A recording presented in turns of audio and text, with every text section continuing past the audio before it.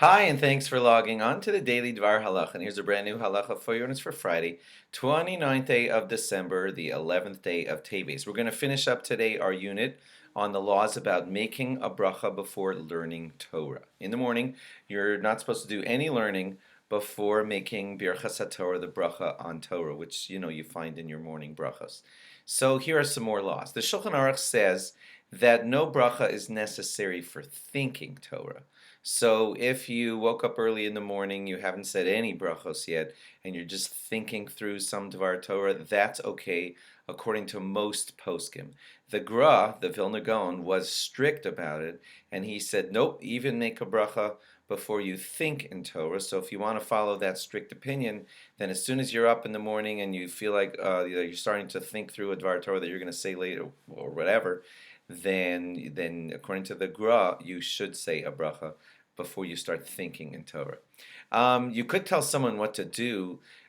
In other words, saying a halacha to someone, let's say it this way, you're not teaching him Torah. You're just saying, hey, put that thing over there because that's the law. You have to put that thing over there. You have to kiss the mezuzah in this way or whatever. That's the kind of thing you're allowed to tell someone. That's not considered learning Torah. You're just telling him, halacha says that you should kiss the mezuzah this way, or halacha says that you should wrap up, put your tefillin, whatever. All those things you're allowed to tell, because that's not exactly learning Torah. That's just telling someone what to do. If you want to give him the reason, then watch out. That's Torah. So if you tell him, put on your tefillin this way because the Gemara says in Tainus that blah, blah, blah, then that's a piece of Torah, so you should say the bracha on Torah before doing that.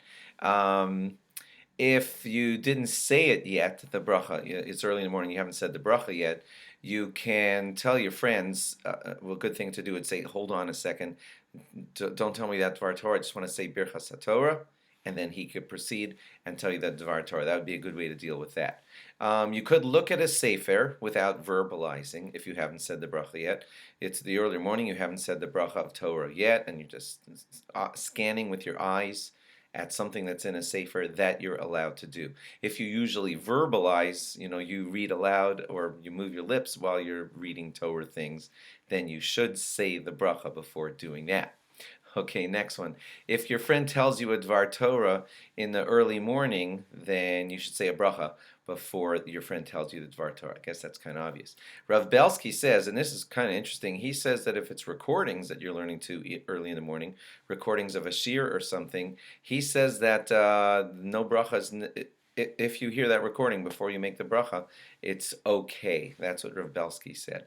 If you're writing Torah, then you should say a bracha before you write down a DVAR Torah, because that's an action, and it's an action in Torah, so you want to get the bracha done before you do that Torah action. You could do a mitzvah in the morning before you've said the bracha on Torah, and you could say a bracha on something else before you've said the bracha on Torah. The main thing is just that you say the bracha on Torah before learning Torah. Okay, I hope that was clear. We're starting a new unit probably after Shabbos. You have a great Shabbos. Log on again after Shabbos for more. Bye-bye.